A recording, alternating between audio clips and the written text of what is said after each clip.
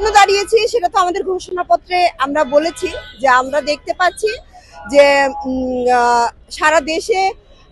নির্বাচনের হাওয়া বইছে, হ্যাঁ, প্রচারণা চলছে, মানুষ প্রচারণা করবেই, কিন্তু আমরা সেটা দেখতে পাচ্ছি যে সেখানে নারীকে ভীষণ রকম অবহেলা করা হচ্ছে, খেলার চোখে দেখা হচ্ছে এবং এটাকে আসলে একটা তাস হিসেবে ব্যবহার করা হচ্ছে। হ্যাঁ, তো আমরা এখানে দাঁড়ানো যে আসলে রাজনীতিতে এসে বা জীবনের কোনো ক্ষেত্রে আসলে নারীর প্রতি কোনো ধরনের অসম্মানজনক শব্দ আচরণ ব্যবহার করা যাবে না, আমরা সেটার উদ্দেশ্যে আজকে দাঁড়িয়েছি। আমরা দেখেছি রাজনৈতিক দলের আমাদের যারা এখন রাজনীতির প্রচারণা করছে তাদের বিভিন্ন সময় আমরা দেখছি তাদের আলাপ আলোচনায়, তাদের বক্তৃতায় নারীকে বিভিন্ন রকম হেয় করে কথা বলছে, নারীকে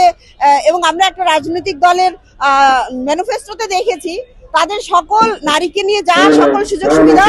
সবই তার বাচ্চা, তার শিশু, কিন্তু তার কর্মক্ষেত্র বা তার অন্যান্য সকল সুবিধা নিয়ে কোনো কথা নাই। আমরা দেখেছি তার ডে কেয়ার সুবিধা লাগবে, তার এটা লাগবে সেটা লাগবে, সবই মা এবং শিশুকে কেন্দ্র করে। মানে একটা নারী শুধুমাত্র সন্তান উৎপাদনের জন্য নয়, এই দেশের জনসংখ্যার অর্ধেকের বেশি হচ্ছে নারী, তো সেই অর্ধেকের বেশি নারী যদি ঘরে বসে থাকে আমাদের এই অর্থনীতির চাকা চলবে না। সুতরাং নারীকে মানুষ হিসেবে দেখতে হবে, নারীর প্রতি কোনো ধরনের বৈষম্যমূলক বিদ্বেষমূলক কোনো কথা বলা যাবে না, সেই উদ্দেশ্যে আজকে আমাদের আসলে এখানে দাঁড়ানো।